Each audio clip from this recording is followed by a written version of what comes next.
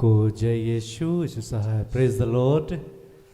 प्रार्थना तो परिवार फिर से आप सबों का आज की संध्या आराधना प्रार्थना में प्रभु यीशु मसीह के जीवित सामर्थी नाम से हम सभी प्रार्थना तो परिवार के भाई बहन मिलकर साथ में हमारी अगुआ प्रभु के दास सिस्टर एस्थर, प्रभु के दास भाई राज, आप सबों का हार्दिक स्वागत करते हैं, हार्दिक अभिनंदन करते हैं। आशा है कि आप सबों पर ईश्वर के अनुग्रह और ईश्वर की कृपा, ईश्वर का प्रेम बना हुआ और आप निरंतर प्रभु के मार्ग पर उसकी आज्ञाओं, उसकी शिक्षाओं के अनुसार जीवन जी रहे हैं। प्रभु जो हमसे बेहद प्रेम करते हैं, उसने हमारे लिए अपने इकलौते पुत्र यीशु को हमें दे दिया कि हम उसके द्वारा उद्धार को पाते हैं, जीवन को पाते हैं। हम ईश्वर को, यीशु को जानते हैं कि कैसे उसने हमारे लिए अपने आप को नम्र बनाया, दीन बनाया, और वो चाहते हैं कि जैसे मैंने तुमसे प्रेम किया तुम भी एक दूसरे से वैसे ही प्रेम करो, जैसे मैं नम्र हुआ वैसे तुम भी नम्र हो। इसके लिए वो हर दिन हमें अपनी उपस्थिति में लेकर आते हैं, हर दिन हमें अपने जीवन के मार्ग को बतलाते हैं, सिखलाते हैं, पिता की इच्छाओं को हमें बतलाते हैं। तो आइए, जब प्रभु ने हमें अपनी उपस्थिति में लेकर आया है, अपने पास लेकर आया है, अपनी पिता की इच्छा के अनुसार उसने अपने पास बुलाया है, तो आइए इस समय हम सभी एक मन होकर उस जीवित परमेश्वर की स्तुति करें, उसकी आराधना करें, और जिसने हमें बुलाया है अपने राज्य की महिमा के लिए हम उस पर ध्यान लगाएं। तो आज की इस आराधना प्रार्थना में मैं हूँ भाई भूषण, साथ में मेरे भाई और है मेरी धर्मपत्नी है बहन अंजना है, साथ में है बहन सोनम और बहन कीर्ति। आज की इस आराधना प्रार्थना में आरंभिक प्रार्थना करेंगे बहन कीर्ति और आराधना में अगुवाई करेंगे बहन कीर्ति और मैं। वचनों को मैं पढ़ूंगा और आज वचनों की उद्घोषणा और अंतिम विशेष आशीष की प्रार्थना होगी प्रभु के दास भाई राज के द्वारा। आप सभी हमारे संग इस आराधना प्रार्थना में बने रहें। आइए हम एक दूसरे के लिए प्रार्थना करें और प्रभु आज के दिन में जो बातें सिखाना चाहते हैं, जो आशीष हमें देना चाहते हैं, उन हर एक आशीषों को, उन हर एक बातों को हम सभी ग्रहण करने वाले हो पाए। आइए हम इस आराधना प्रार्थना में आगे बढ़ें। धन्यवाद। आइए हम सब अपने आप को तैयार करें। हम सब जहाँ कहीं भी हैं, हम सब अपनी आँखों को बंद करेंगे और अपने हाथों को खुला छोड़ेंगे, और इस वक्त हम एक साथ मिलकर अपने सृष्टिकर्ता ईश्वर को पुकारेंगे। आइए हम सब प्रार्थना में आगे बढ़ेंगे। हे पिता, हम फिर से आज के इस दिन के लिए आपका धन्यवाद करते हैं कि प्रभु आपने फिर से हम सबको एक संगति में जोड़ा। पिता, हम सब मिलकर प्रभु आपकी स्तुति आराधना कर पाते हैं, प्रभु आपके शरण में आ पाते हैं। पिता, हम अपने आप को आपको समर्पित कर पाते हैं। पिता, हम आपका धन्यवाद करते हैं। हे प्रभु, आपने हमारे जीवन में जितनी भी आशीषें दी हैं प्रभु, उन तमाम आशीषों के लिए, उन तमाम कृपाओं के लिए हम आपका धन्यवाद करते हैं। हे प्रभु, हम तो इस योग्य भी नहीं थे पिता, लेकिन फिर भी प्रभु आपने हम सब पर दया की पिता, और निरंतर अपने प्रेम को हम सबके जीवन में व्यक्त किया पिता। हम आपका धन्यवाद करते हैं। हे प्रभु, इस वक्त हम फिर से आपके पास आते हैं पिता, और अपने तमाम गुनाहों के लिए आपसे क्षमा चाहते हैं। और हे पिता, हम फिर से आपकी आत्मा को मांगते हैं पिता कि हमें शुद्ध करना पिता, हमें पवित्र करना और अपनी आत्मा से हमें परिपूर्ण करना, कि हे प्रभु हमारी आत्मिक आंखें खुले पिता और हम आपको देख सकें, हमारे आत्मिक कान खुले पिता कि हम आपको सुन सकें। और हे प्रभु, जैसा आप चाहते हैं वैसा ही हम अपने हर एक कामों को करें और अपने जीवन में हम आगे बढ़ पाएँ। हे पिता ईश्वर, इस वक्त हम इस प्रार्थना सभा को आपके हाथों में समर्पित करते हैं प्रभु। जितने भी लोग इस प्रार्थना सभा में जुड़े हैं, एक एक जन को आपके हाथों में समर्पित करते हैं पिता। हर एक की अवस्थाओं से आप वाकिफ़ हैं प्रभु, उनके मन की जो भी अवस्था है पिता, उनके परिवार की जो अवस्था है पिता, उनकी जैसी भी जो भी अवस्था है पिता, जो भी उनकी प्रार्थनाएं हैं, जो भी उनके निवेदन है पिता, जिन भी बातों को लेकर वे आपके समक्ष आए हैं प्रभु, आप हर एक बातों को भली भांति जानते हैं। हे पिता, हम विश्वास करते हैं प्रभु कि जो भी आपके समक्ष आता है, अब उनकी प्रार्थनाओं को कभी भी व्यर्थ जाने नहीं देते। तो ये प्रभु, आज आपने बहुतों के जीवन का उद्धार किया है पिता, बहुतों के जीवन को आपने अपनी अद्भुत नई आशीषों से परिपूर्ण किया है प्रभु। हम आपका धन्यवाद करते हैं। हे प्रभु, हम आपकी उस असीम आनंद को, उस असीम शांति को हम अपने हृदय में आज महसूस करेंगे प्रभु। हम आपका धन्यवाद करते हैं प्रभु। आज आपने फिर से हम सबको नया जीवन दिया है, हम सबको फिर से स्वतंत्र किया है, अपनी आत्मा से परिपूर्ण किया है, अपने सामर्थ्य से, बल से भरा है प्रभु, और हमें इस योग्य ठहराया है पिता कि हम आपकी आज्ञा अनुसार अपने को जी पाएँ पिता, अपने जीवन को जी पाएँ। हे प्रभु, फिर से हम इस प्रार्थना सभा को आपके हाथों में समर्पित करते हैं पिता। जिनके भी माध्यम से आज आप कार्य करने जा रहे हैं, जो आराधना होगी, जो वचन की उद्घोषणा होगी, ब्रदर राज को हम आपके हाथों में समर्पित करते हैं कि प्रभु उनके मुख से होकर आप बोलने जा रहे हैं पिता, और आज के दिन फिर से अब उनके माध्यम से अपनी अद्भुत महिमा को लेने जा रहे हैं। प्रभु हम आपका धन्यवाद करते हैं, धन्यवाद करते हैं प्रभु आपकी दासी सिस्टर एस्थर के लिए कि प्रभु आपने उन्हें चुना है पिता, कि उनके माध्यम से निरंतर आप अपनी महिमा को लेते हैं पिता, और उनके माध्यम से अब बहुतों के जीवन में कार्य करते हैं। प्रभु हम आपका धन्यवाद करते हैं। ये प्रभु फिर से हम इस जगह को आपके हाथों में समर्पित करते हैं, यहाँ की तमाम व्यवस्थाओं को हम आपके हाथों में समर्पित करते हुए इन तमाम प्रार्थनाओं को हम आपके बेटे उद्धार करते हैं यीशु मसीह के नाम से मांग लेते हैं। दया से सुनिए और स्वर्ग के राज्य में ग्रहण कीजिए, आमीन आमीन। आइए हम सब प्रभु की स्तुति करते हुए, प्रभु की आराधना करते हुए हम उनके गीतों को गाएंगे।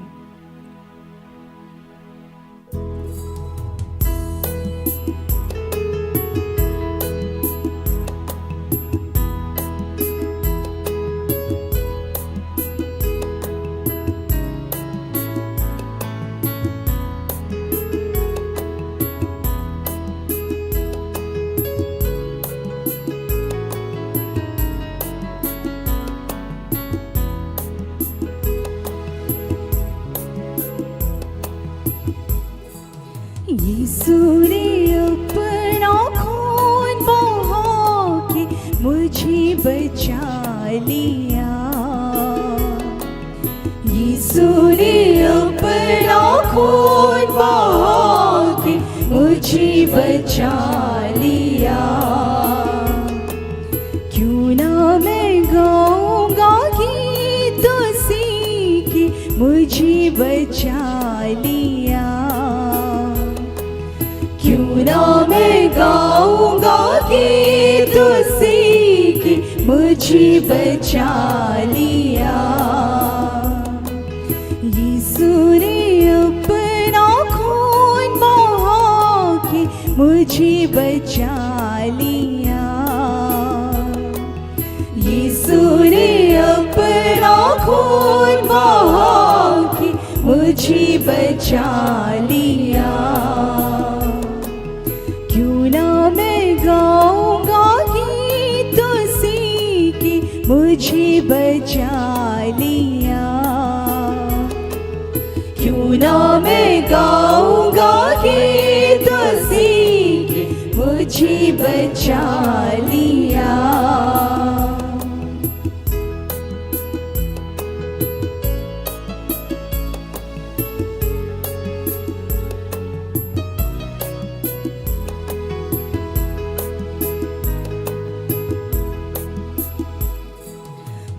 जब गुनाहों में पड़ा हुआ था यीशु आ गया,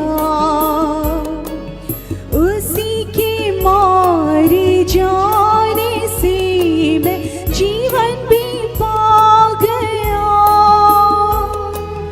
मैं जब गुनाहों में पड़ा हुआ था यीशु आ गया, मारी जाने से मैं जीवन में पा गया। इसलिए गाऊंगा गीत उसी के मुझे बचा लिया, इसलिए गाऊंगा गीत उसी के मुझे बचा लिया। यीशु ने अपना खून बहा के मुझे बचा लिया, क्यों ना मैं गाऊंगा गीत उसी की मुझे बचा लिया।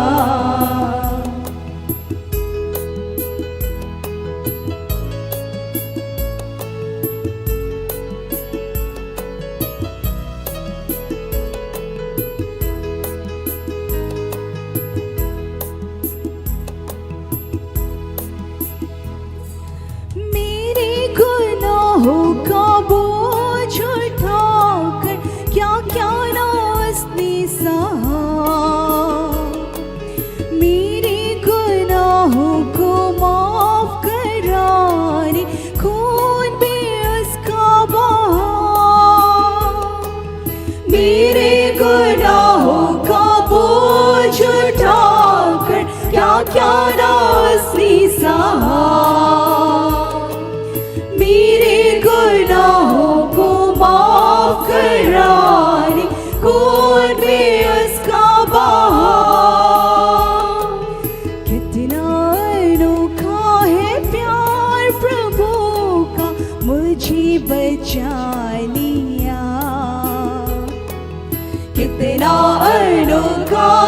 प्यार प्रभु का मुझे बचा लिया। यीशु ने अपना खून बहा के मुझे बचा लिया। क्यों ना मैं गाऊंगा गीत उसी के मुझे बचा लिया।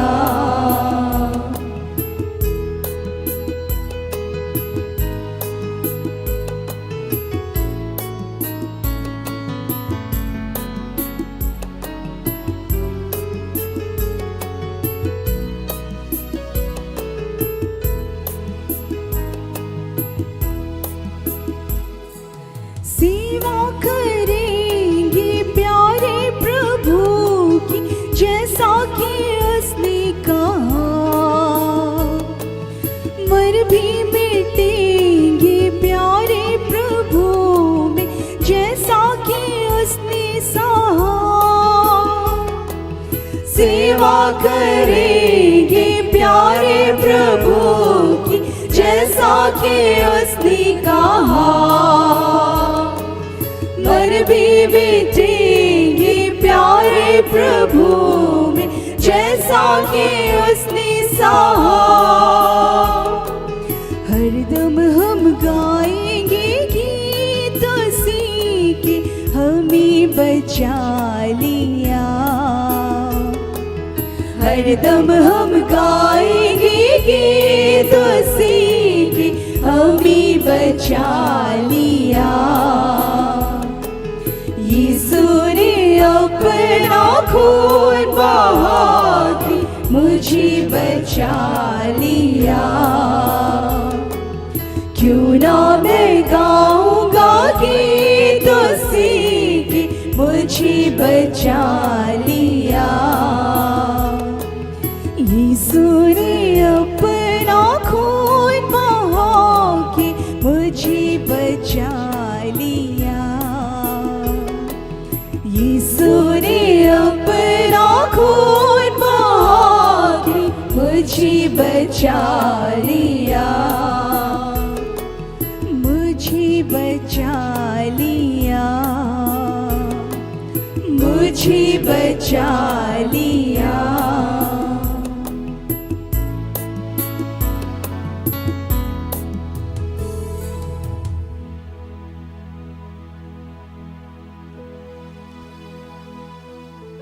सचमुच में यीशु ने हमें बचाया है, यीशु ने हमें छुड़ाया है।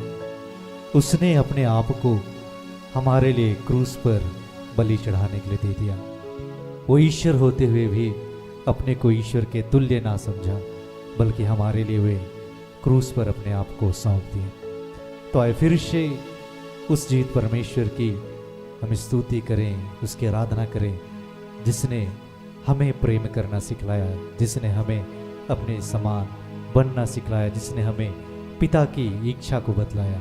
आइए हम उसकी फिर से उपासना करें।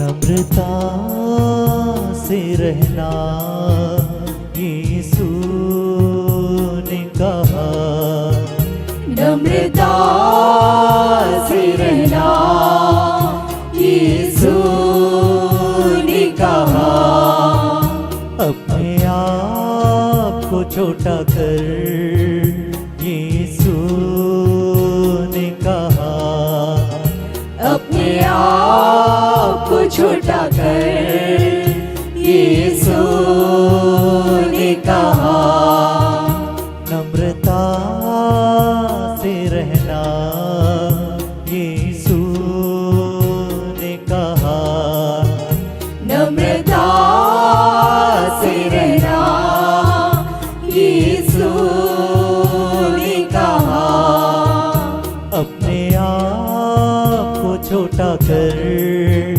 यीशु ने कहा, अपने आप को छोटा कर यीशु ने कहा, धन्य है वे जो नम्र हैं, राज के अधिकारी होंगे। धन्य है वे जो नम्र हैं, राज्य के अधिकारी होंगे।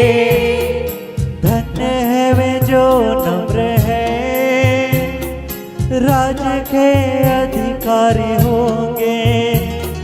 धन्य है वे जो नम्र हैं, राज्य के अधिकारी होंगे।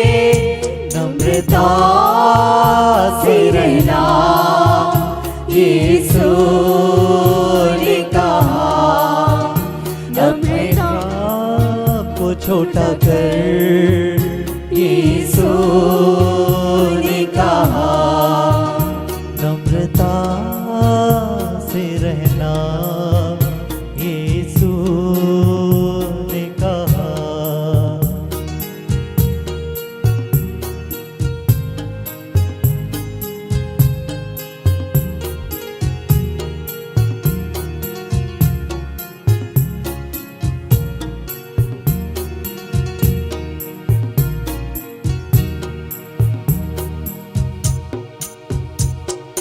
धन्य हो तुम जब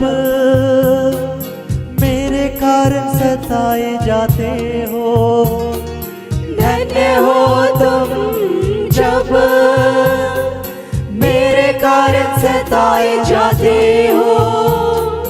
तुम्हारे विरुद्ध बातें करके तुम्हारी निंदा करते हैं।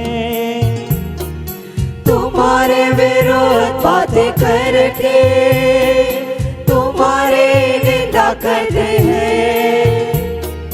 धन्य हो तुम जब मेरे कारण सताए जाते हो।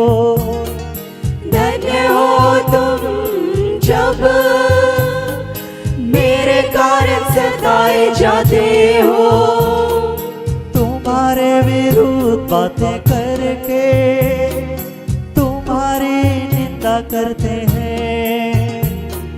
तुम्हारे विरोध बातें करके तुम्हारे निंदा करते हैं। लेकिन आनंदित और मगन होना तुम्हारा पद स्वर्ग में है। लेकिन आनंदित और मगन होना तुम्हारा पद स्वर्ग में है। नम्रता से रहना यीशु ने कहा, अपने आप को छोटा कर यीशु ने कहा।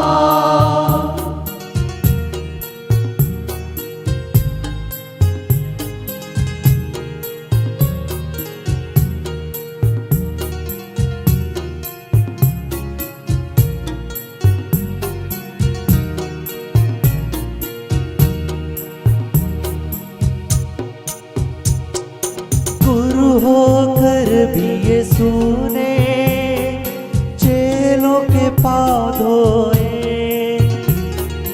गुरु होकर भी यीशु ने चेलों के पाँव धोए। महान प्रभु होकर भी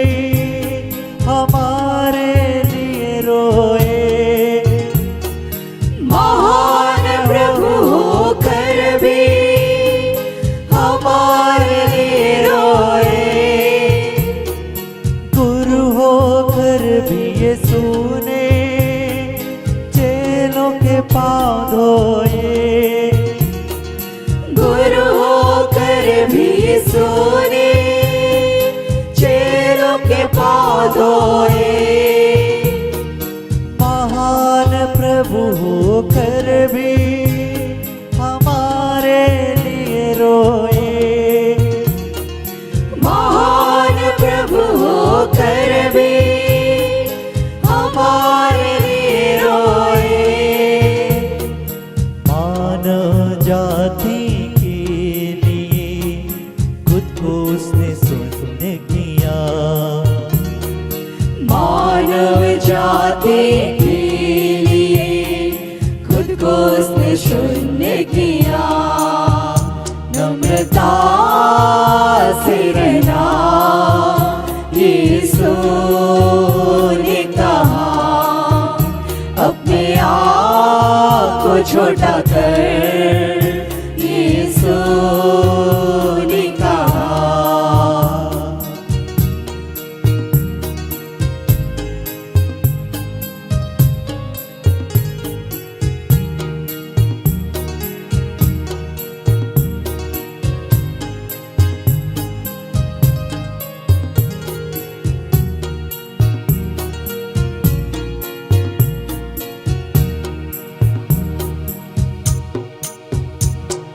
यीशु ने अपने आप को ऐसा नम्र किया।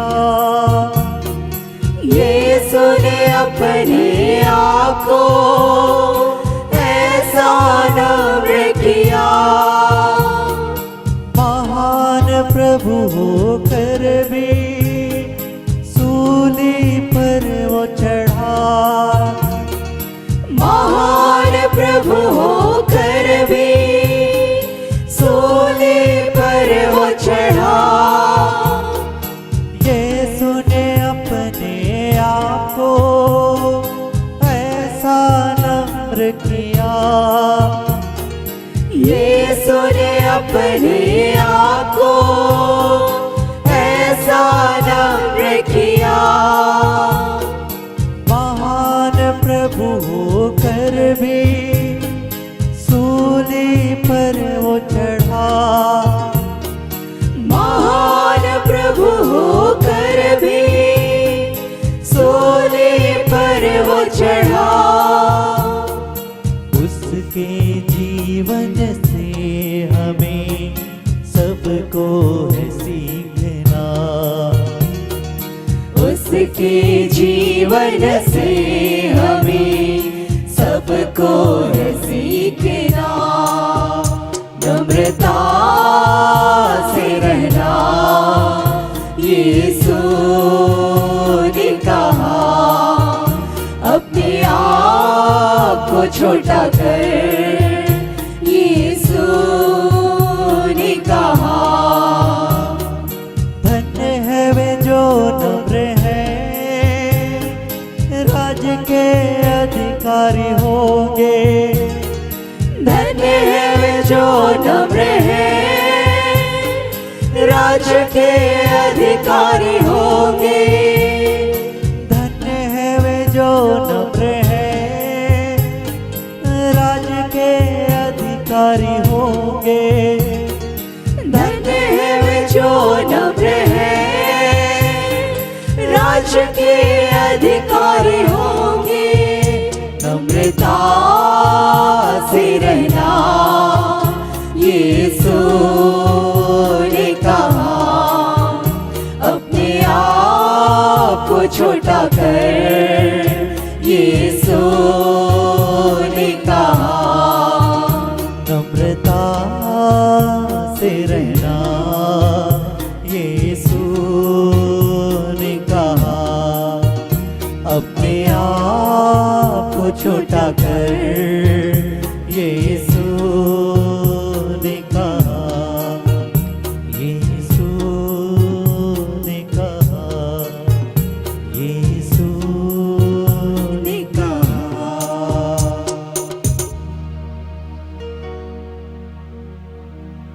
धन्यवाद पिता, धन्यवाद प्रभु यीशु, आपके सद्बुद्ध अनुग्रह के लिए पिता, जो आपने हम पर किया प्रभु।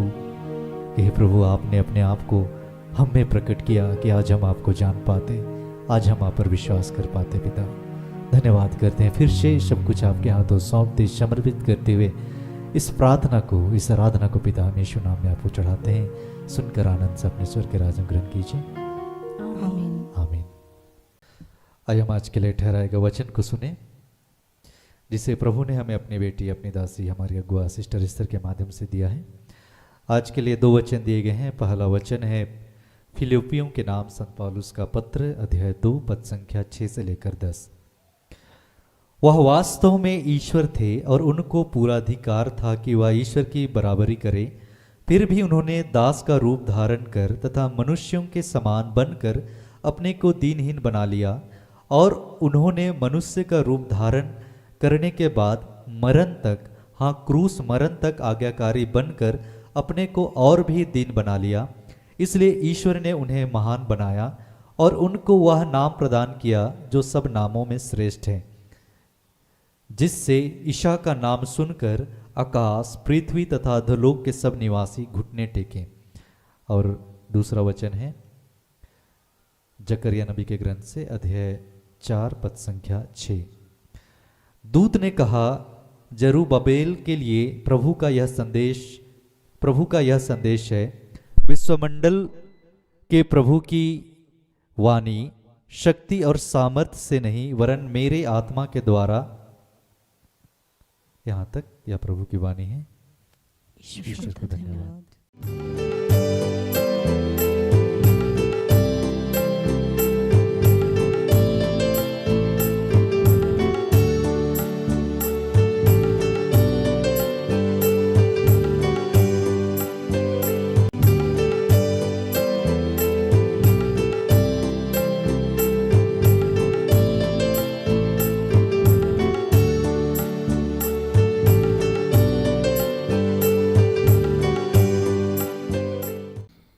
सबों को जय यीशु, यीशु सहाय, प्रेज द लॉर्ड। आइए हम लोग प्रार्थना करें।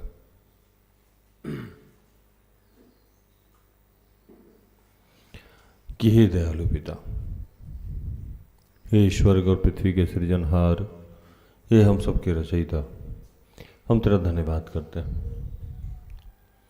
आज के सुंदर और आशीषित दिन के लिए जो तूने एक नए अध्याय के रूप में हमारे जीवन से जोड़ दिया। धन्यवाद प्रार्थना परिवार के लिए, ऐसी जितनी संस्थाएं हैं, सेवकाई है, चर्च है, उन सब के लिए तेरा धन्यवाद करते हैं। धन्यवाद सिस्टर एस्थर के लिए और ऐसे जितने तेरे दास दासी हैं, सेवक हैं, उन सब के लिए तेरा धन्यवाद करते हैं कि पिता गर्भ से लेके अब तक तूने हमें संभाला, हमारी छोटी से लेके बड़ी सारी ज़रूरतों को अपने शाही खत्ते खोल के पूर्ण किया। तेरा धन्यवाद करते हैं। तू जानता है कि प्रभु हम अनगिनत वही कार्य करते हैं जो हमें नहीं करना चाहिए। प्रभु इसके लिए हम सबको क्षमा कर और फिर से नई ताकत, नई एनर्जी, नए उत्साह से भर, नए ज्ञान से भर जो तू आज हम सबको सिखाना समझाना चाहता है। मैं इस योग्य नहीं हूँ कि कोई चीज़ सिखा सकूँ या सीख सकूँ, लेकिन तेरे आत्मा के द्वारा यह सब कुछ संभव है। तेरे पुत्र यीशु के यहाँ आने से, उनके मारे जाने से, उनके गाड़े जाने से, उनके पुनरुत्थान के यीशु नाम से हम सबको यह सामर्थ्य प्राप्त है। प्रभु तो पिता हम सबके सारे गुनाह पाप से मुक्त कर, शुद्ध कर, और हमें अधिकाई से अपने वचनों से भर। प्रभु जो भी डिस्टर्बेंस की बातें हैं, जो भी रुकावट की बातें हैं, वो सब यीशु के नाम से समाप्त करते हैं। धन्यवाद की अब प्रार्थना प्रभु यीशु के जीवित और पवित्र नाम से मांगते हैं। दया से सुन और स्वर्ग के राज में ग्रहण कर, आमीन।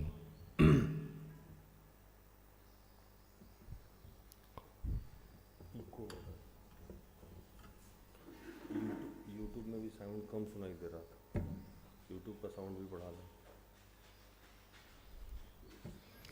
तो आज जो वचन मिला हम लोगों को वो फिलिपियों 2:6 से 10, जकरिया 4:6।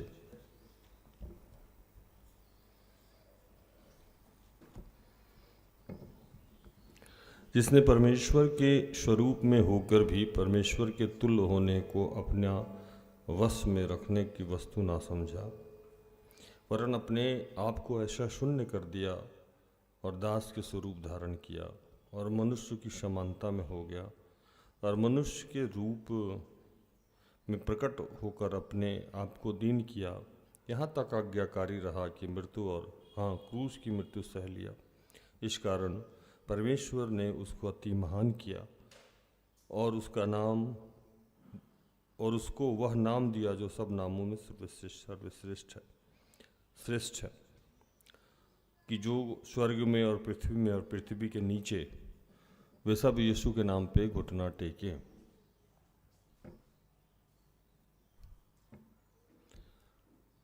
तब उसने उत्तर देकर कहा, ज़रुब्बाबेल के लिए यहोवा का यह वचन है, न तो बल से न शक्ति से, परंतु मेरे आत्मा के द्वारा होगा। मुझ सेनाओं के यहोवा का यही वचन है।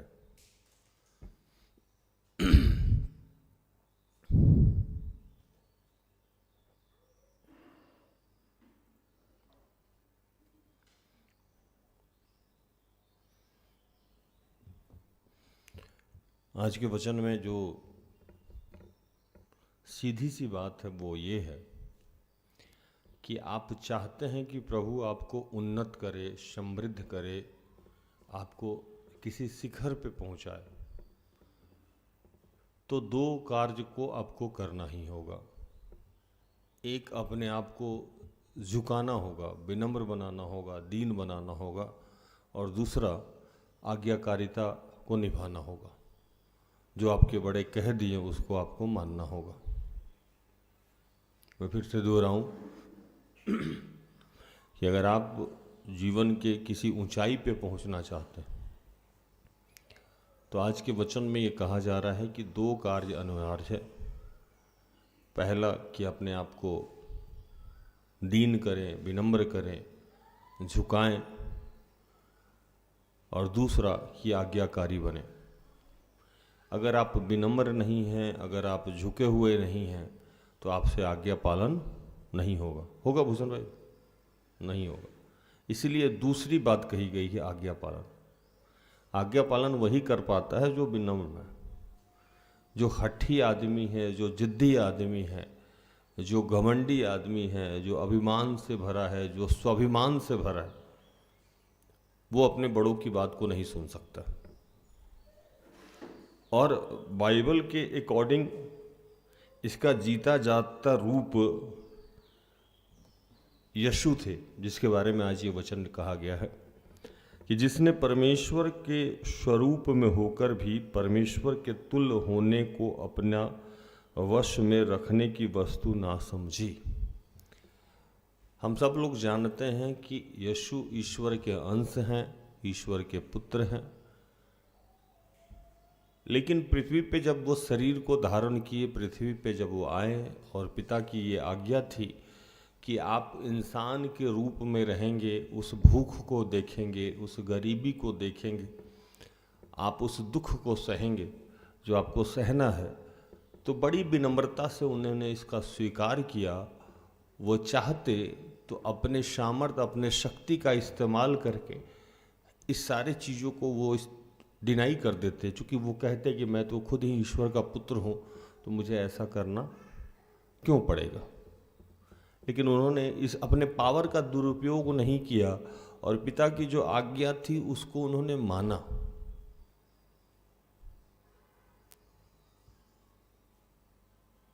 और यहाँ तक आज्ञाकारी रहे कि वो मर भी गए। मरने के लिए भी उनको बोला गया था कि आप मरिए, क्योंकि अगर आप बलिदान नहीं दीजिएगा तो इन लोगों का कल्याण नहीं होगा, तो वो मर भी गए। तो इसका लाभ उनको ये हुआ कि उनके नाम को इतना शक्तिशाली बना दिया गया कि आज जो भी उस नाम के को लेकर प्रभु से कोई प्रार्थना करता है तो उसकी प्रार्थनाएं सुनी जाती है। स्वर्ग और पृथ्वी पे उसके अलावा कोई नाम नहीं है। तो सीधे तौर पे प्रभु कह रहे हैं कि अगर आपको लग रहा है कि आपके जीवन में उन्नति नहीं हो रही है, तरक्की नहीं हो रही है, आपका विकास नहीं हो रहा है, या बरसों से आपको आशीष नहीं मिल रहा है, तो इसका मतलब है कि आप स्टफ बर्न है। क्या है स्टफ बर्न? समझते हैं आप लोग? सख्त, मतलब जिद्दी प्राणी हैं आप, जन्म से ही जिद्दी हैं, है ना। ये नहीं करना है, ये करना है। जो मुझे अच्छा लगता है, जो मुझे सही लगता है, जो मुझे उचित लगता है वही करेंगे। जो मेरे लाभ के लिए है वही करेंगे। पुष्पा झुकेगा नहीं। तो बाइबल के अकॉर्डिंग जो झुकता नहीं हो क्या होता है? टूट जाता है। जो झुकता नहीं है वो का फिल्म थोड़ी है कि पुष्पा झुकेगा नहीं, दाढ़ी पे 2 बार हाथ मार दिए झुकेगा नहीं, ऐसा नहीं होता। बाइबल में जो झुकता नहीं है उसको तोड़ दिया जाता है। मतलब जो झुकता नहीं है इसका मतलब उसमें फल नहीं है। विनम्रता तो एक फल है, सहनशीलता तो एक फल है। तो आप में फल ही नहीं है। तो जिस अंजीर के पेड़ के पास से यीशु जा रहे थे और यीशु ने कहा कि मुझे भूख लगी है, खाने का मन है, अंजीर में कोई फल नहीं दिखा, तो अंजीर ने कहा, पेड़ को प्रभु ने क्या कहा? सूख जा। और वो पेड़ क्या हुआ? सूख गया। बाइबल में लिखा हुआ है कि जो फलवंत होता है उसकी छटनी और कटनी की जाती है। अब आप हठी आदमी कह रहे हैं मेरी छटनी नहीं होगी, मेरी कटनी नहीं होगी, तो आप कैसे फलवंत होंगे? तो इसका जीता जागता उदाहरण जो है वो यीशु मसीह है। कि यीशु मसीह से ज़्यादा शक्तिशाली या ज़्यादा पवित्र या ज़्यादा प्रज्ञावान या ज़्यादा सामर्थी कोई नहीं हो सकता है। फिर भी वो अंत तक आज्ञाकारी रहे। किसके? तो अपने पिता के, मतलब अपने बड़ों के। और चाहे उनके जीवन में जो भी करना पड़ा वो करते रहे, उफ तक नहीं किए।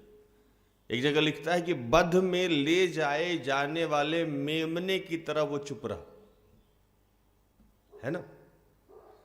बध में ले जाए जाने वाले मेमने की तरह वो चुप रहा। इतनी विनम्रता, इतनी आज्ञाकारिता उनमें थी। और शायद यही वजह है जिससे यीशु का नाम इतना शक्तिशाली हो गया। लिखता है 9, इस कारण परमेश्वर ने उसको अति महान भी किया और वह नाम दिया जो सब नामों में सर्वश्रेष्ठ है। इसी कारण, किस कारण? तो लिखता है कि वह मनुष्य के रूप में प्रकट होकर अपने आप को दीन किया और यहाँ तक आज्ञाकारी रहा कि मृत्यु, हाँ, क्रूस की मृत्यु को भी सह लिया।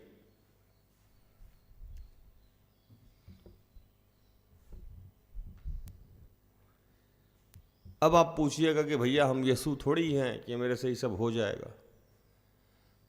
तो दूसरा वचन जो कहा जा रहा है कि ना तो बल से ना शक्ति से पर आत्मा के द्वारा होगा। किसी भी इंसान में शारीरिक रूप से यह सामर्थ्य नहीं है कि वो विनम्र हो जाए, लेकिन आत्मा, जो आत्मा यीशु में है वही आत्मा हम में और आप में है। वही आत्मा हमें सामर्थ्य देता है, शक्ति देता है। जो मुझे सामर्थ्य देता है, फिलिपियों 4:13 में लिखता है कि जो मुझे सामर्थ्य देता है उसके बल से मैं सब कुछ कर सकता हूं। तो आज जितने लोग अपने जीवन में उन्नति नहीं कर रहे हैं, तरक्की नहीं कर रहे हैं, आत्मिक रूप से उन्नत नहीं हो रहे हैं, या कहीं भी कोई बाधा है, तो ओझा, गुनी, डाइन या शैतान के फेरे में ना पड़े कि कहीं शैतान ने कुछ कर तो नहीं दिया है, कहीं किसी ने करवा तो नहीं दिया है। सीधी सी बात है कि आप विनम्र नहीं हो।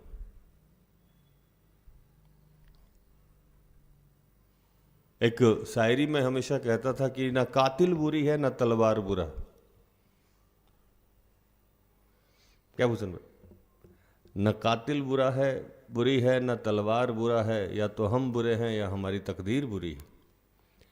मतलब सबसे पहले आपको अपने अंदर आज के वचन के अनुसार जितने लोग मुझे सुन रहे हैं या भविष्य में सुनेंगे, उन सबको ये देखना है कि क्या आप विनम्र हैं, क्या आप दीन हैं, क्या आप में झुकने की प्रवृत्ति है। अगर है तो आज नहीं तो कल आप तरक्की कर जाइएगा। अगर नहीं है तो दुनिया में कोई भी आदमी आपको विकसित नहीं कर सकता है, समृद्धिशाली नहीं बना सकता है, अभिषेक प्राप्त नहीं हो सकता है, किसी भी ऊंचाई पे नहीं जा सकते।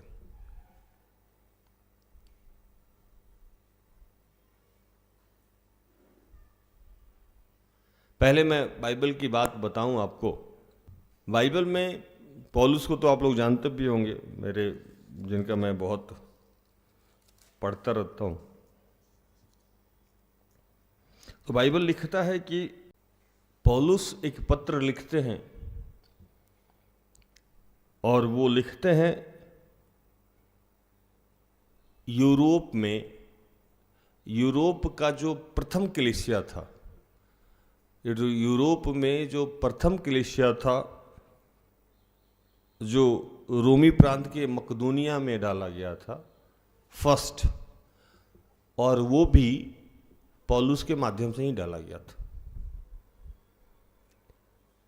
कुछ दिनों के बाद वो कहीं और चले गए और उनकी अरेस्टिंग हो गई। पौलुस लगातार अरेस्ट होते रहे, तो वहां के लोगों को वो पत्र लिख रहे हैं और पत्र में बहुत सारी बातों को उन्होंने समझाने का प्रयास नहीं किया, सिर्फ एक ही बात समझा रहे हैं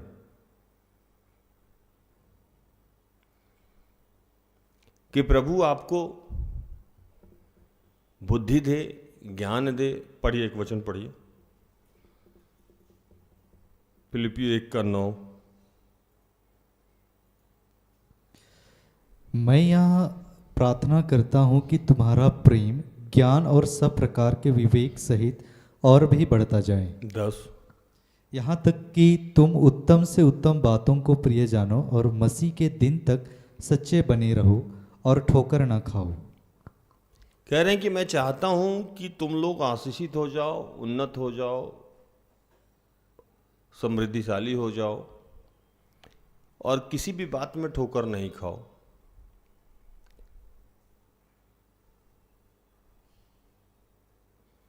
और एक जगह लिखते हैं कि जो मेरे जीवन में घटना घटी है, जैसे मैं जेल आया हूं तो इससे सुसमाचार का लाभ हो गया है। मेरे जेल आने से बाहरी जो बच्चे खड़े होकर प्रचार कर रहे हैं, उनके जीवन में हिम्मत बढ़ गया कि ये बूढ़ा पौलुस प्रचार यीशु के लिए जब जेल जा सकता है तो क्या हम लोग खुल के प्रचार नहीं कर सकते, है ना। पढ़िए, एक वचन पढ़िए, 12।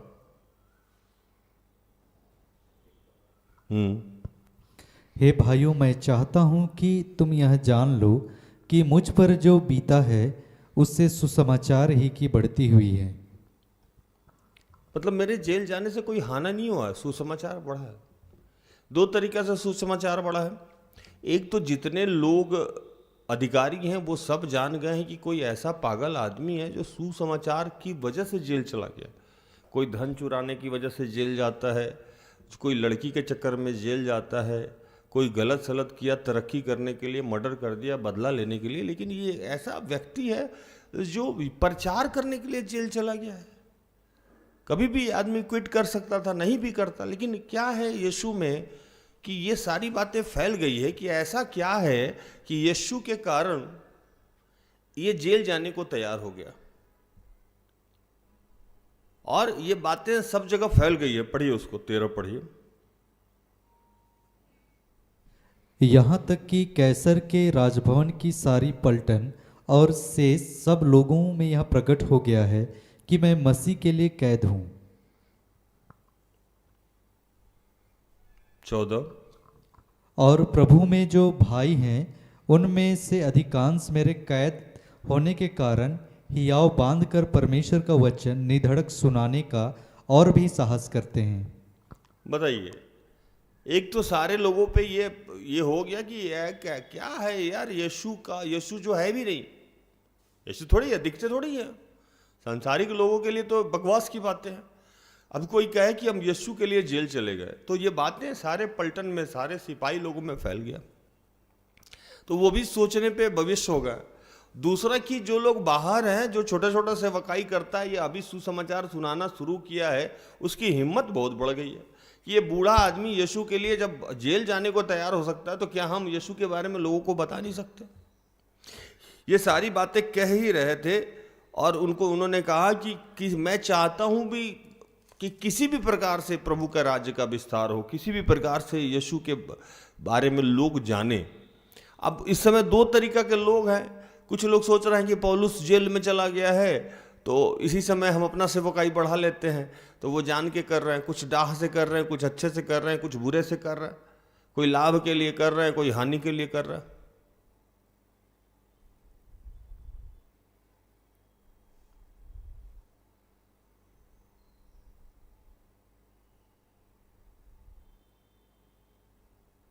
एक शायरी याद आ रहा है मुझे अचानक से, पहले ये वचन पढ़ लीजिए। तो पौलुस कह रहे हैं कि इसमें कोई बुराई नहीं है क्योंकि किसी भी प्रकार से प्रभु के राज्य का विस्तार हो रहा है। पढ़िए 18। तो क्या हुआ, केवल यह कि हर प्रकार से, चाहे बहाने से चाहे सच्चाई से मसीह की कथा सुनाई जाती है और मैं इससे आनंदित हूँ और आनंदित रहूंगा भी। किसी भी प्रकार से सेवकाई बढ़ रहा, वो अगला चाहे मतलब से कर रहा हो चाहे बेमतलब से, चाहे मुझे हराने के लिए चाहे नहीं हराने के लिए, सेवकाई तो बढ़ रहा।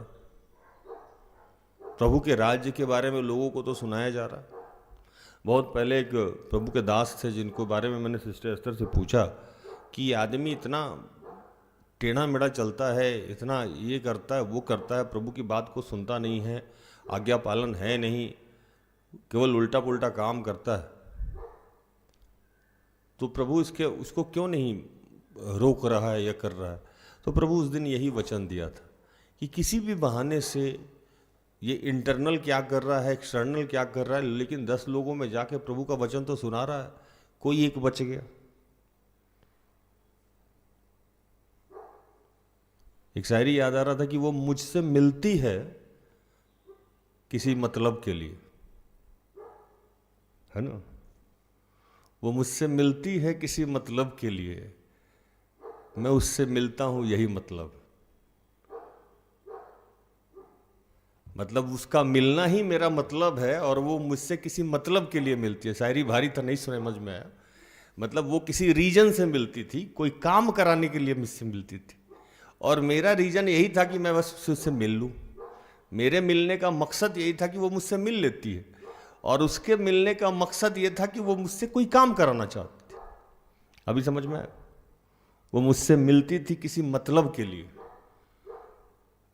और मेरा मिलना है उसका मतलब था।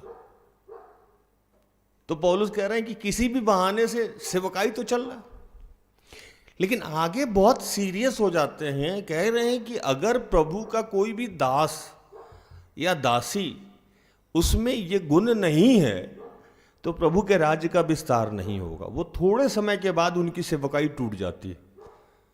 आप लोग ऐसे बहुत सारे दास को जानते होंगे, है ना, जो शुरू में सेवकाई किए, प्रभु ने उनको छोड़ दिया, लेकिन बाद में उनकी सेवकाई नहीं चली और उनकी सेवकाई बंद। आप लोग भी, जो लोग यूट्यूब पे मुझे देख रहे हैं, उनको भी ये पता होगा कि बहुत सारे ऐसे सेवकाई हैं जो तुरंत में बहुत विकसित हो जाते हैं, लोग आना जाना शुरू कर देते हैं, जैसे वो फास्ट फूड काउंटर की तरह।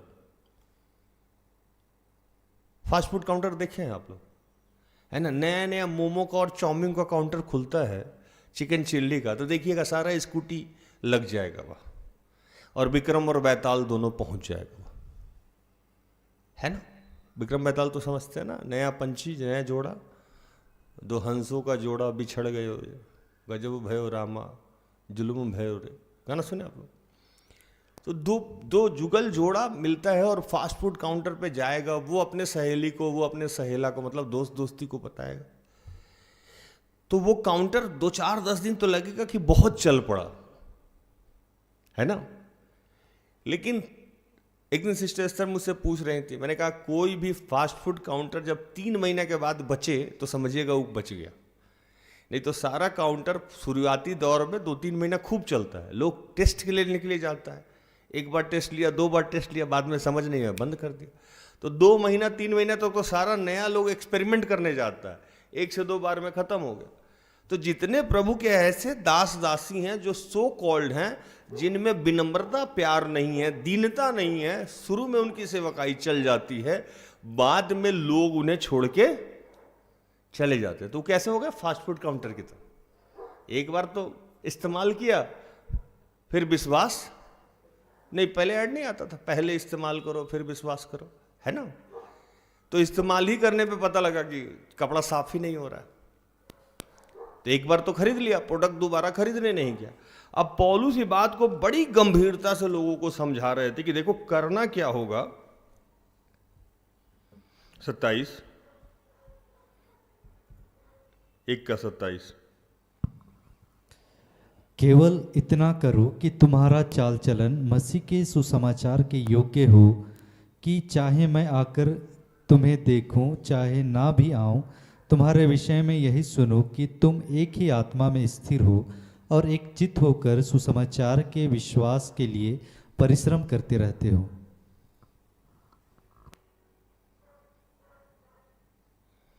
कह रहे हैं कि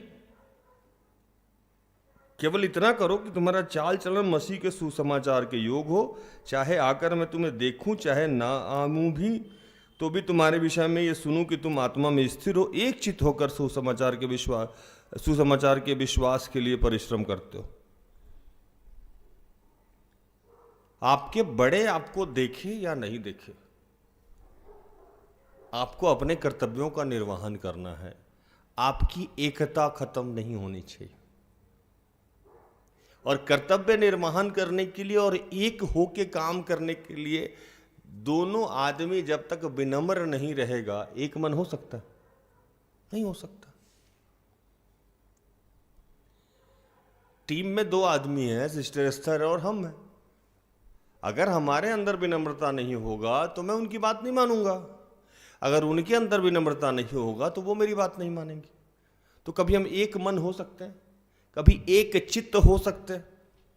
और बाइबल लिखा कि 2 व्यक्ति एक मन होके जब प्रार्थना करेगा तो उसकी प्रार्थना हाँ और आमीन हो जाएगी। अभी जो लोग 2 भाई बहन एक मन नहीं है, 2 भाई भाई एक मन नहीं है, 2 बहन बहन एक मन नहीं है, पति पत्नी एक मन नहीं है, बच्चे माँ बाप से एक मन नहीं है, माँ बाप बच्चे से एक मन नहीं है, जहां हम काम करते हैं हमारे सहयोगी एक मन नहीं है। और इन सब के पीछे का कारण यह है कि वो झुकने को तैयार नहीं है।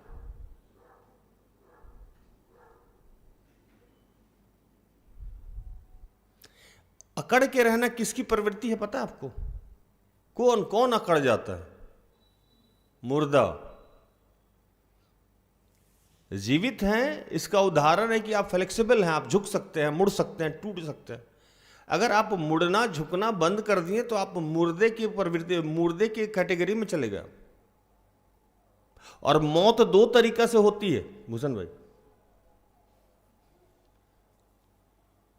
एक संसारिक शारीरिक मौत और दूसरा आत्मिक मौत।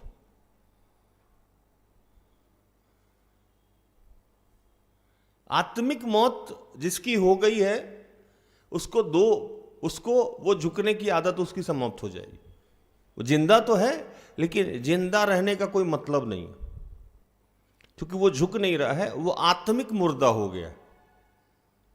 जैसे शरीर से जब आत्मा प्राण निकल जाता है तो शरीर मुर्दा हो जाता है, जिस भी रूप में वहां से प्राण निकला हुआ है वैसे ही रह गया। कुछ भी कर लीजिए कुछ नहीं होता। हाथ देखिए जैसे भूषण भाई हाथ किए हुए ऐसे ही हाथ रह गया, कितना भी नीचे कर लीजिए हाथ ऐसे ही रहता है। जीभ निकला ऐसे ही, आंख बंद करने पे ऐसे ही, जो जिस कैटेगरी में मरा वैसे ही मर गया, प्राण निकल गया उसका। भूषण भाई तो शरीर की तो वो दशा हो गई, लेकिन आत्मिक मृत्यु जब हो जाती है तो इंसान के अंदर विनम्रता समाप्त हो जाएगी, स्वाभिमान आ जाएगा, मैं हूं। रावण की आत्मिक मृत्यु हो गई थी, उसको लगता था कि मैं ईश्वर हूं। बाइबल लिखता है कि जब नाश मनुष्य पे आता है पहले विवेक मर जाता है। अब विवेक कैसे मर गया? विवेक से आप काम नहीं ले रहे तो मरा ही हुआ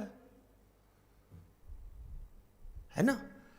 तो वैसे ही जो आदमी आत्मा के दानों और वरदानों का काम नहीं ले रहा है उसकी आत्मिक मृत्यु हो गई ना। अब वो चाहे जितने भी बड़े पद पे है, जितना भी कोई कुछ कर रहा है, लेकिन वो मरा हुआ आदमी है, और मरा हुआ आदमी किसी के साथ एक नहीं हो सकता। जिसने मुझे नहीं जाना वो तुम्हें कैसे जानेंगे? जो मुझे सताते हैं वो तुम्हें भी सताएंगे।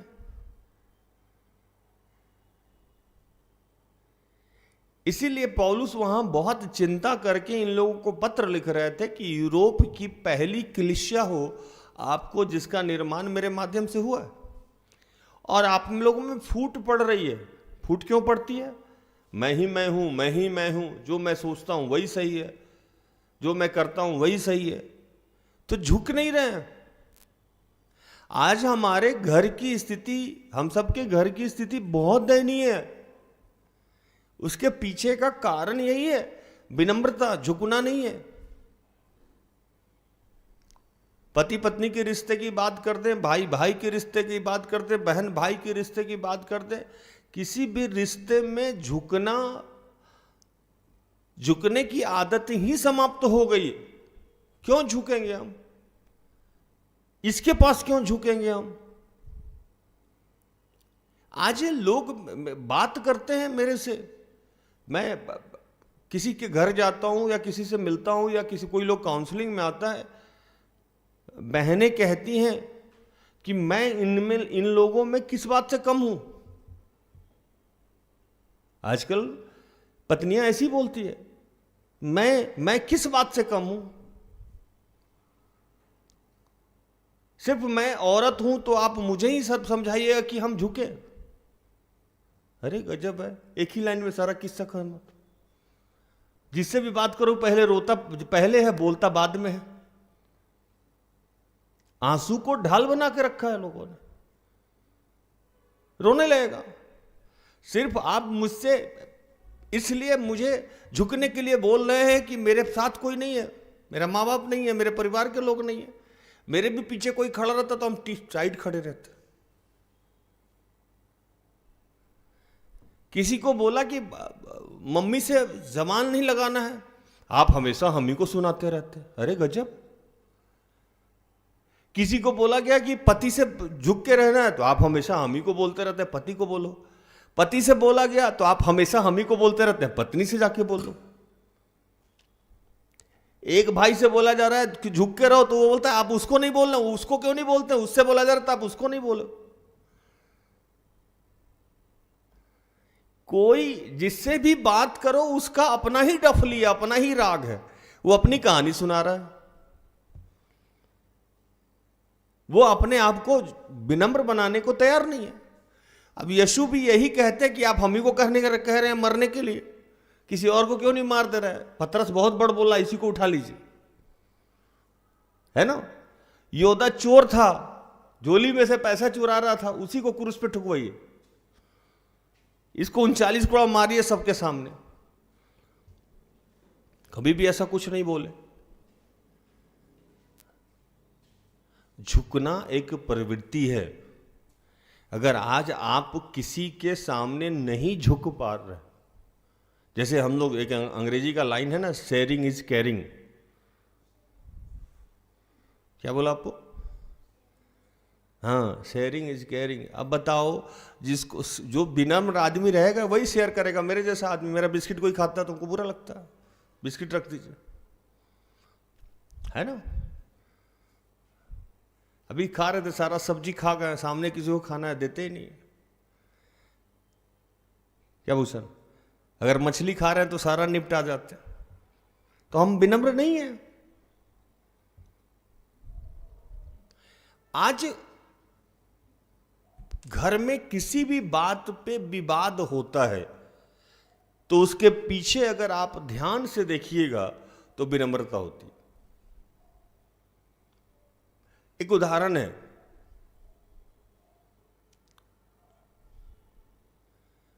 अक्सर घर आजकल 2-3 लोग ही रहते हैं। सास ससुर तो ये पहले ज़माने की बात थी कि सास ससुर पाए जाते थे, है ना। अब तो सास ससुर अगर है भी तो किस दिन उसको निकाल देगा या खुद ही निकल जाएगा पता नहीं। वो गलती से एक्सेप्शनल घर में बचा हुआ है, जैसे कुछ बाघ बचा हुआ है, कुछ शेर बचा हुआ है जिसको सरकार बचा के रखे हुआ है, वैसे कुछ घरों में सास ससुर बचा हुआ, उसका भी जान खतरा में है कि कभी भी निकल जाएगा वो। अगर सास बहू अगर सास को नहीं हैंडल कर पा रही है तो एक नया रूल आया है, पत्नी पति को धीरे धीरे समझाती है, तुम ट्रांसफर काहे नहीं ले लेता, तुम सेपरेट घर काहे नहीं ले लेता है, यहाँ ये समस्या। वो धीरे धीरे समझाते समझाते समझाते समझाते एक दिन पति बेचारा ब्लास्ट करके घर अलग कर लेता है। अब रोज किसी को एक ही बात कान में समझाओगे, रोज हम जाके बोले कीर्ति चोर है, फिर बोले कीर्ति चोर है, तो चोर हो भी नहीं हो लेकिन सामने वाले को तो समझ में आ जाएगी कि चोर है। क्या भूषण, कीर्ति चोर है। तो आजकल पत्नियां चाहे पति ऐसे ही काम करते हैं, मतलब कुछ भी कर रहा है तो रो धीरे धीरे धीरे धीरे वो काम कर रहा है। किसी भी, क्योंकि मेरा मानना है कि बहुत घर कलीसिया घर से बनता है, जो घर से ही कलीसिया का निर्माण होता है, घर से ही सेवकाई का निर्माण होता है। घर में ही विवाद है। आटा गूंथने की बात आई और हम ही को बोलती हैं आटा गूंथने के लिए, तुम क्यों नहीं गूंथ लेती? कोई विनम्र व्यक्ति दूसरे को बोलेगा? नहीं बोलेगा। सब्जी चलाना है या सब्जी काटना है उस पे है, कपड़ा उतारना है उस पे विवाद देखते हैं। कौन ज्यादा कम खाया या कम खाया उस पे विवाद हो रहा है। दोनों में से कोई एक विनम्र आदमी होता तो झगड़ा तो समाप्त हो जाता ना भूषण भाई। बात तो सिर्फ पति पत्नी की नहीं हो रही है, घर में कोई भी एक विनम्र होता, जिस घर में झगड़ा कंटिन्यू हो रहा है, जैसे मान लो किसी घर में एक माँ बेटी है, उदाहरण दे रहा है, कोई आदमी अपने ऊपर नहीं लेगा इसको, है ना। अगर उस घर में रोज झगड़ा हो रहा है, सप्ताह में 5-7 दिन झगड़ा हो रहा है, इसका मतलब यह है कि माँ भी विनम्र नहीं और बेटी भी विनम्र नहीं है। क्या भूषण भाई, मानते हैं कि नहीं मानते? है ना। दोनों एक दूसरे पे सवा शेर है, एक शेर है तो दूसरा सवा शेर है। एक दिन चुप रहा, फिर 4 दिन बाद वो मन भरा रहा, फिर उतार दिया, फिर उस दिन वो चुप रहा, है ना, फिर 4 दिन बाद वो उतार दिया। तो ये रिसाइकिल है, चलता रहता है चलता रहता है चलता रहता है। अब इस झगड़े का अंत कब होना है? जब कोई एक आदमी निकल जाए। लेकिन निकलने से अंत नहीं होगा, वो निकल जाएगा, लेकिन जो दूसरा बच गया, मान लीजिए बेटी बच गई या मां बच गई, तो उसके जीवन में जो दूसरा आदमी आएगा फिर उस पर चढ़ना शुरू कर देगा। क्योंकि जिसको झुकने की प्रवृत्ति नहीं है, मैं कहीं पढ़ रहा था कि कोई बहुत नामी ग्रामी आदमी है, वो 4थी बार शादी करने जा रहा है। मैंने कहा माशा अल्लाह, कितने खुदा के प्यारे लोग हैं, 60 साल की उम्र में 4थी शादी रचाने जा रहा है ना। तो इंटरव्यू में कुछ लोगों ने पूछा कि इससे आप शादी कीजिएगा, निकाह कीजिएगा, तो बोले कि 60 साल का हो गया, सोचेंगे शादी करे कि नहीं करे। लड़की 28 साल की है ना। मेरे मन में, हम गाड़ी चला रहे थे, जब मेरी बात हो रही थी, तो मैंने कहा कि अगर वो विनम्र होते तो पहली पत्नी से पट जाता, है ना। चलो पहली पत्नी बहुत बुरी है, दूसरी से भी तो निभा लेते। चलो दूसरी बीवी बहुत पत्नी बुरी थी, अरे भैया तीसरी से भी निभा लेते। आपका किसी से नहीं निभ रहा है, इसका मतलब कि पूरे दुनिया में आप ही अच्छे हैं, बाकी सब बुरा है। इसका मतलब यह है कि आप में कोई खोट है, आप विनम्र नहीं है, आप में झुकने की प्रवृत्ति नहीं है, इसलिए आपने 3 बीवियां बदल दी, 4था पे ट्राई कर रहे हैं। और लिख के रख लीजिए कि 4था भी सक्सेस नहीं होगा। चलो एक डिफेक्टिव हो गया, 3 की 3 डिफेक्टिव है। ये मैं इसलिए बता रहा हूं कि आपको लग रहा है कि सामने वाले में प्रॉब्लम है। नहीं, सामने वाले में कोई प्रॉब्लम नहीं, आप में प्रॉब्लम है। और ये प्रॉब्लम अगर आज आपने सॉर्ट आउट नहीं किया तो मैं एक बात लिख के दे सकता हूं कि अगर आपकी झुकने की आदत नहीं है तो आप कल पति से लड़ने जा रहे हैं, कल आप फिर पत्नी से लड़ने जा रहे हैं।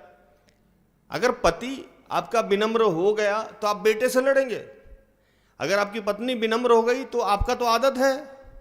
हमारे यहां होता था ना मरखा बैल, मरखा बकरी जो भिड़ाती थी सिर, देखें कैसे ऐसे लड़ाकू बकरी उकरी को देखें ना, वो कहीं नहीं मिलेगा ना तो दीवार पे अपना सर रगड़ती है। कभी देखना भूषण भाई, गांव देहात में जाना तो बकरी या जो बैल वैल है जो लड़ने वाला है उसका आदत हो गया लड़ने का, अब कोई नहीं मिला तो पेड़ के ऊपर जाके ऐसे सिंग रगड़ रहा है, दीवार पे ऐसे जाके माथा रगड़ रहा है, लड़ना है उसको। अब मान लीजिए जैसे भूषण भाई जैसा पति है, विनम्र मिला, और हम छोटी लड़ाकू नहीं है ऐसा नहीं बोले, उदाहरण दे रहा है ना। अब मान लीजिए कि उसको लड़ने की आदत है, तो ये अगर चुपचाप निकल लिया, जैसे बाइबल का नियम बता रहा था आज हमको कि लड़ाकू पत्नी से अच्छा है कि घर के किसी कोने में दुबक के बैठे रहे, लड़ने से अच्छा। चलिए विनम्र है, अच्छी बात है। अब लड़ने की प्रवृत्ति है तो किसी से भी लड़ेगी ना तो एंजल को जाकर 2 थप्पड़ मार देगी, आदत है लड़ने की। तो जो विनम्र नहीं रहने का आदत है तो उसको ध्यान से देखिएगा तो पता लगेगा उसकी बेटी से लड़ाई हो रही है, उसकी सास से लड़ाई हो रही है। मतलब कहीं ना कहीं जाके, अब जैसे वो हमारे यहां कहते हैं ना कि सांप जो है ना वो विषधारी होता है ना, विष होता है। तो या तो किसी को डस ले, नहीं तो जाके अपना जहर उलट देता है, नहीं तो खुद ही मर जाएगा ना वो। ये कहानी सुने कि सांप अपना विष कुछ दिनों में छोड़ता है, नहीं तो वो मर जाएगा। तो जिसकी जो प्रवृत्ति है उस पर बात कर रहे हैं, और हम लोग बात कर रहे हैं आज विनम्रता पे। अगर आप विनम्र नहीं है तो आपके जीवन की समस्याएं, आप ऑटो वाले से जाकर झगड़ा कर लीजिएगा। आप कभी देखें कि सब्जी वाले से तो कुछ लोग लड़ते हुए, और लड़ाई के पीछे का कारण पूछिएगा तो 1 रुपये का लड़ाई हो रहा है या 50 पैसा का लड़ाई हो रहा है। अभी कुछ दिन पहले हम लोग शॉपिंग कर रहे थे तो ऐसे ही घूमते फिरते एक स्टॉल पे हम लोग खड़े थे। मैंने पूछा भैया कुर्ता कितना का है? बोला 150 का। मैंने कहा 8, 10, 20 पैक करा लिया मैंने। बिलिंग के समय बोल रहा है कि 300 का है ना। मेरे जगह पे दूसरा कोई आदमी रहता तो झगड़ा होता कि नहीं होता? मैं चुपचाप चल दिया वहां से।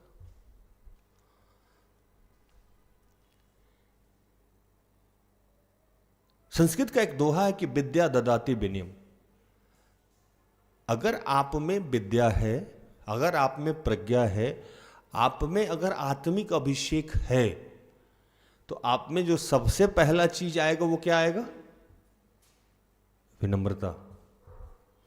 अगर आज आप कह रहे हैं कि आप विश्वासी हैं तो आप में विनम्रता होगी, आज्ञाकारिता होगी। आप अब कहते हैं कि क्रिश्चियन हैं तो क्रिश्चियन होने का क्या मतलब है? कि आप विनम्र नहीं है तो किस बात के क्रिश्चियन है? आप अगर विनम्र नहीं होंगे, आप आज्ञाकारी नहीं होंगे तो प्रेम निकलेगा ही नहीं। आप विनम्र नहीं होंगे। एक मैं फिल्म देख रहा था अमिताभ बच्चन साहब की, राखी मां बनी हुई थी, शशि कपूर साहब उसमें पुलिस वाले बने थे। वो भाई साहब मंदिर के अंदर नहीं जाता था। किससे लड़ रहा था वो? ईश्वर से। झुकेगा नहीं, ये मंदिर में मैं पैर नहीं रख सकता हूं, प्रसाद तक नहीं खाता था वो। और राखी रोज जाती थी वहां, रोज ये जाके सीढ़ी पे बैठ जाता। कभी देखना आप उस फिल्म को। और लास्ट सीन में जब गया भी है तो जाके भगवान से लड़ना शुरू कर दिया, तुमने आज तक मुझे दिया क्या, है ना। तो जो लड़ने वाला आदमी है वो किसी से भी लड़ता है, और इसके पीछे का कारण यही है कि आप विनम्र नहीं है। और विनम्रता आज्ञाकारिता से उत्पन्न होता है। जैसे मैंने आपको पहले भी बताया कि अगर आपका विश्वास आपको बढ़ाना है तो आपको आज्ञा पालन करना होगा। वैसे ही अगर आपको विनम्र बनना है, विनम्र कैसे बना जाए, कुछ लोगों को दिमाग में आ रहा होगा कि कैसे विनम्र बना जाए, तो जो सामने वाला कहे उसको मान लीजिए। हालांकि बड़ी कठिनाई है इसमें, अंदर से उफाल मारता है ना, क्यों सुने इनकी हम। बाइबल में लिखा है कि जो तुम्हारी नहीं सुनता वो हमारी नहीं सुनेगा, जो तुम्हारी सुनेगा वही हमारी सुनेगा। ये बात आज समझना होगा आप लोगों को कि आप जीवन के किसी भी शिखर पे कहीं भी जाना चाहते हैं तो आपको आज्ञा मानना होगा, और आज्ञा मानना विनम्रता की पहली सीढ़ी है। कोई भी विनम्र आदमी ही किसी भी रिश्ते में बात सुनता है, उदंड आदमी किसी रिश्ते में बात नहीं सुनेगा। और आज मैं इसलिए ये बात बता रहा हूं कि अगर आप विनम्र नहीं रहे हैं, विनम्र नहीं हैं, तो धीरे धीरे सारे रिश्ते आपके हाथ से ऐसे ही स्लिप करते जाएंगे। आपको लग रहा है कि आपके पास लोग है, कोई लोग नहीं है।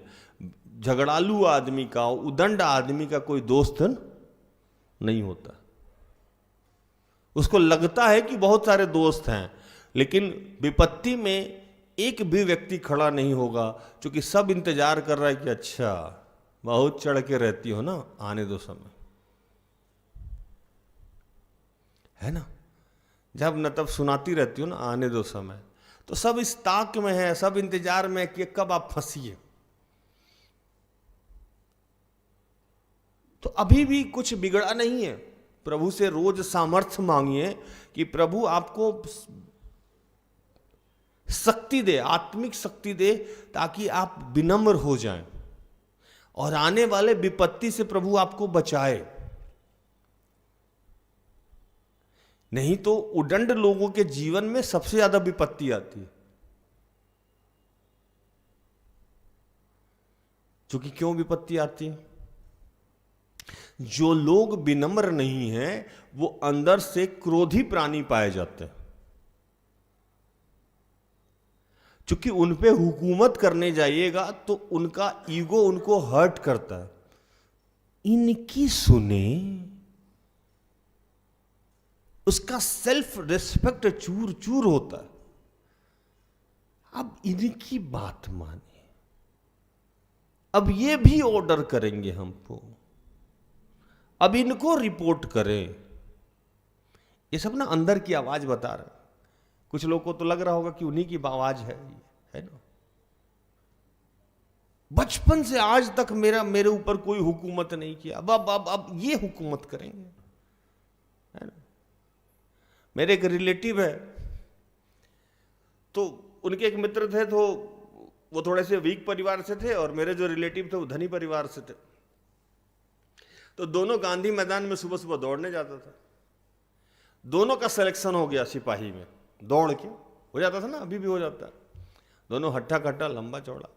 जब ट्रेनिंग शुरू हुआ तो मेरे जो रिलेटिव थे वो बोलने रहे, हाँ हमारे बाबूजी के यहाँ तो ऐसा ऐसा 50 को लोग खा ले, हमसे ये मजदूरी नहीं होगा। वो भाई साहब दीवाल फांद के फौज से भागा है ना।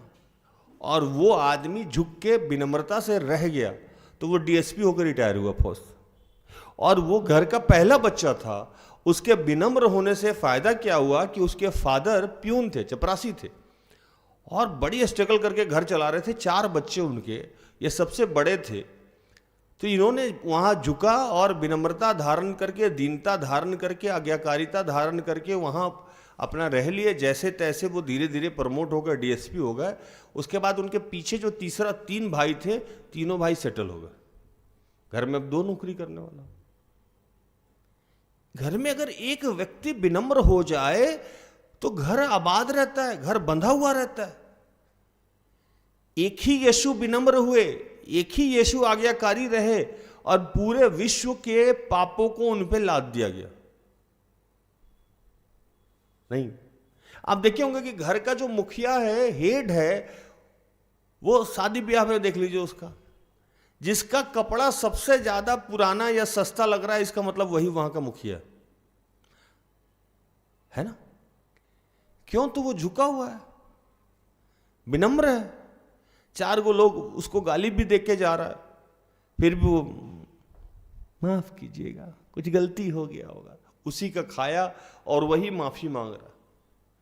बच्चे को पढ़ा रहा है, बीवी को संभाल रहा है, घर को संभाल रहा है, और सब आके उस पर झाँव झाँव झाँव झाँव कर रहा है, जिसको मैं फुट रेस्ट बोलता हूँ। फुट रेस्ट समझते हैं ना आप लोग?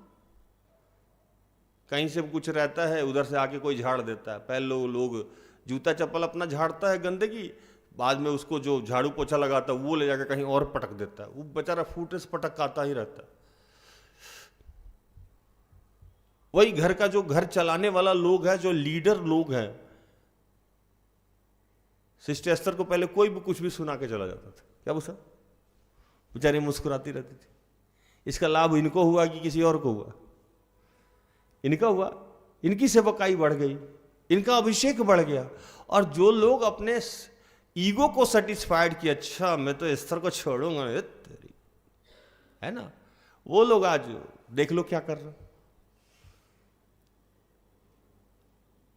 आज मुझे कुछ दिन पहले मुझे कोर्ट से फोन आया था, मतलब कुछ लोग चाह रहा था कि मैं वहाँ फैमिली कोर्ट में एज ए काउंसलर अपॉइंट हो जाऊँ। मैंने कहा भैया फुर्सत नहीं है, यहाँ का झगड़ा सलट ले यही नहीं, अब कोर्ट के पति पत्नी का भी झगड़ा सलट बात।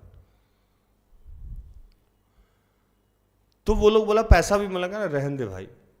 आज सबसे ज्यादा तलाक हो रहा है।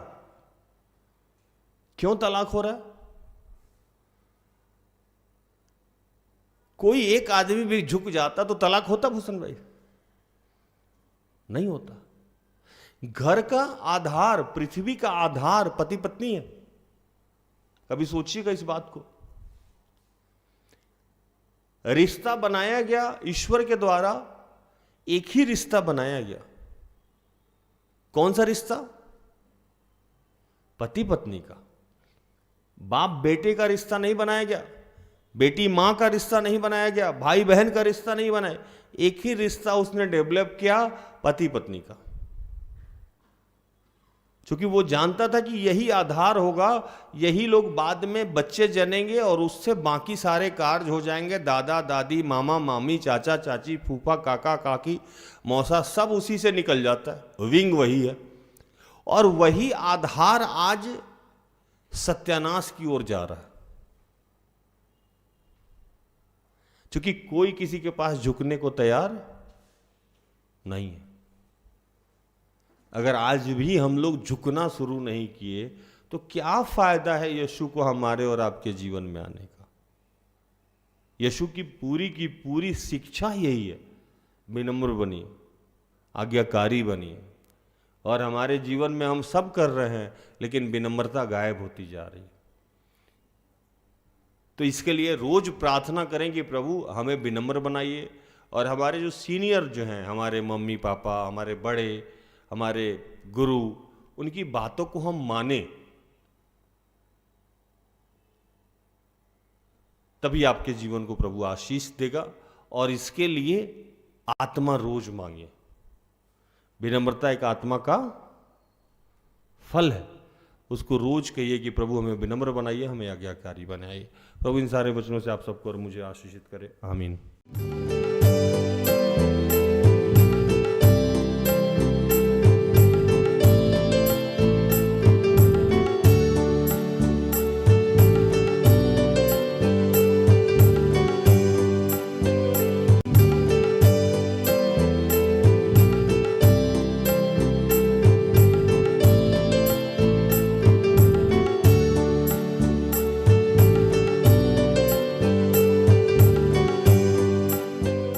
आइए हम प्रार्थना करें कि हे दयालु पिता, हे स्वर्ग और पृथ्वी के सृजनहार, हे हम सबके रचयिता, प्रभु हम सबको आज ये सामर्थ्य दे कि प्रभु हम विनम्र हो सके, दीन हो सके, और हमारे जो बड़े हैं उनकी आज्ञाओं का पालन कर सके। इससे तेरे राज्य के विस्तार में योगदान होगी प्रभु, और सब लोग तुझे हमारे जीवन से जान पाएंगे। प्रभु हमारी प्रार्थनाओं को सुन।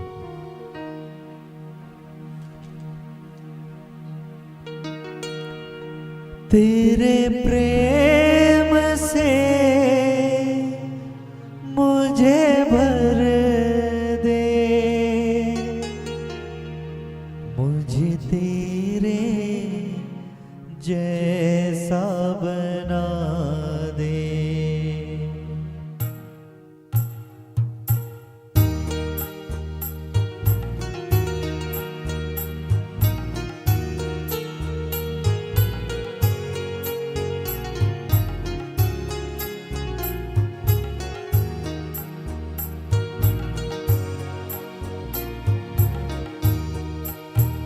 मेरे दिल में बसने वाले प्रभु, मुझे तेरे जैसा बना दे। मेरे दिल में बसने वाले प्रभु, मुझे तेरे जैसा बना दे। मेरे दिल में बसने वाले प्रभु, मुझे तेरे जैसा बना दे। मेरे दिल में बसने वाले प्रभु, मुझे तेरे जैसा बना दे।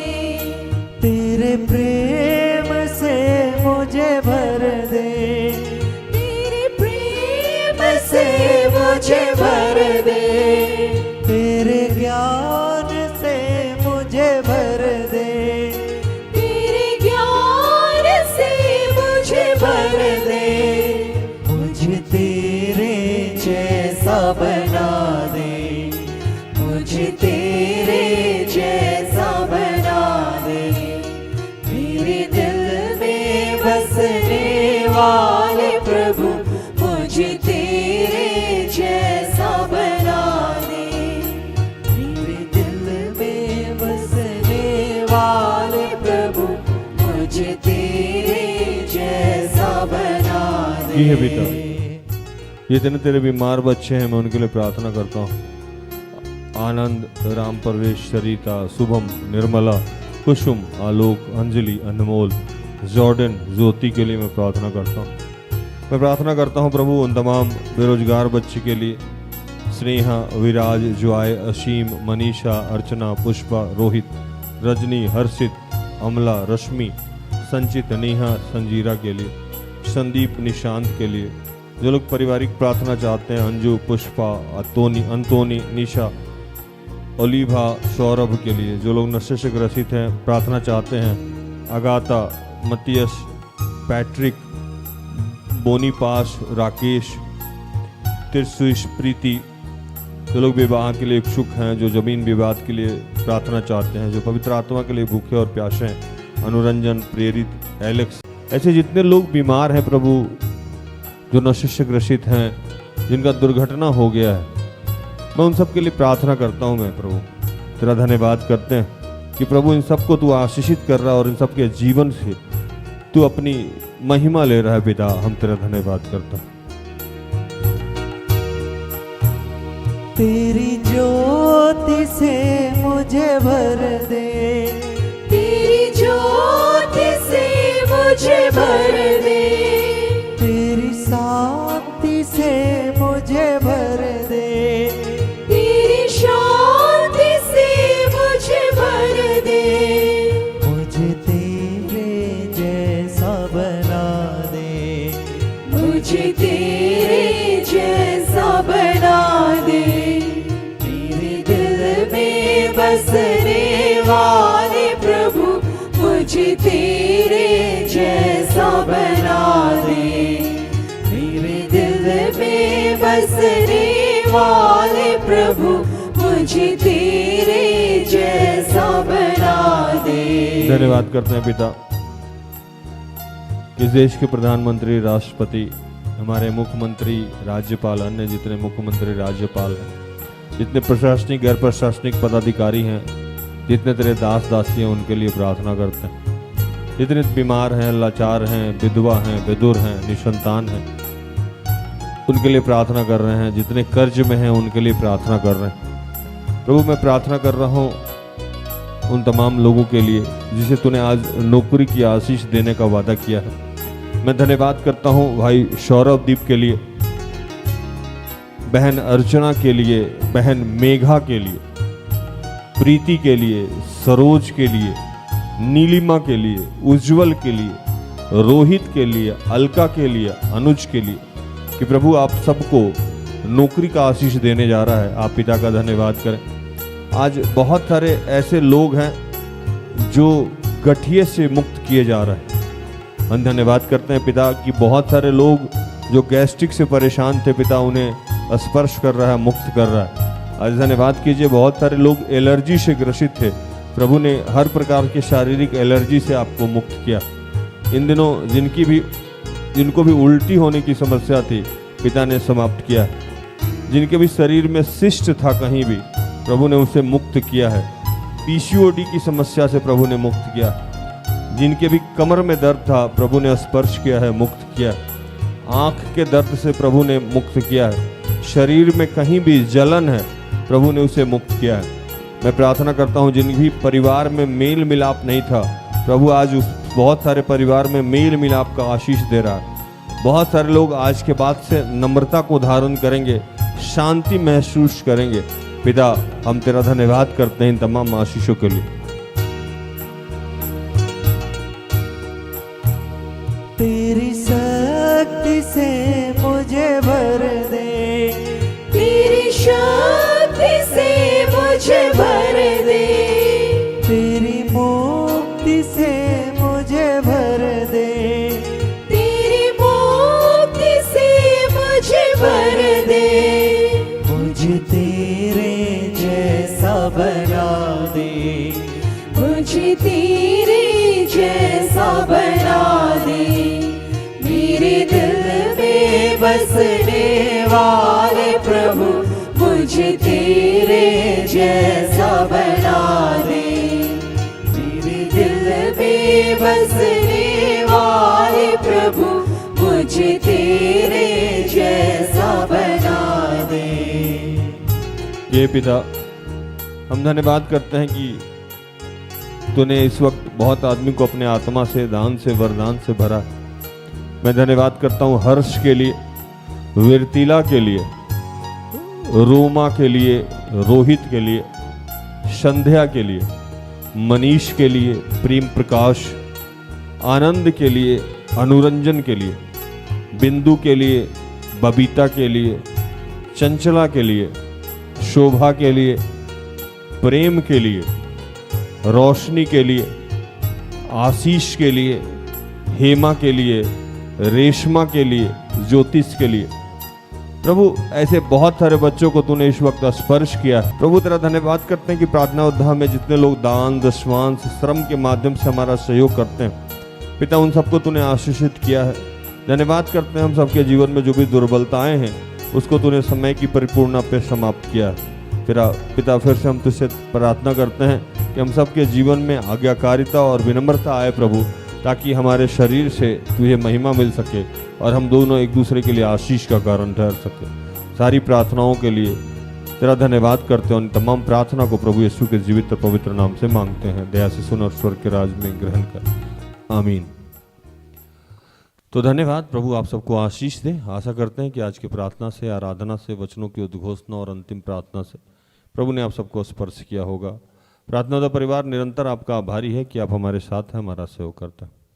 सुबह 6 बजे हम आते हैं, साथ में मिलकर हम सब आराधना प्रार्थना करते हैं और संध्या में हमारी आपकी फिर से मुलाकात हो जाएगी। तब तक के लिए स्वस्थ रहें, सुरक्षित रहें, सरकारी नियमों का पालन करें, प्रभु के आदेश का पालन करें। जैसा मैं रोज़ कहता हूँ कि हम सब में बहुत सारी दुर्बलताएं हैं, कृपया हमें क्षमा करें और हमारे लिए प्रार्थना करें। प्रार्थना होता परिवार अगर आपके किसी भी काम आए तो कृपया हमें संपर्क करें। हम सब अपने आप को धन्य समझेंगे। प्रभु आपको आशीष दे। जय यीशु सहाय। Praise the Lord. Good night, goodbye. सारे दिल से, सारे मन से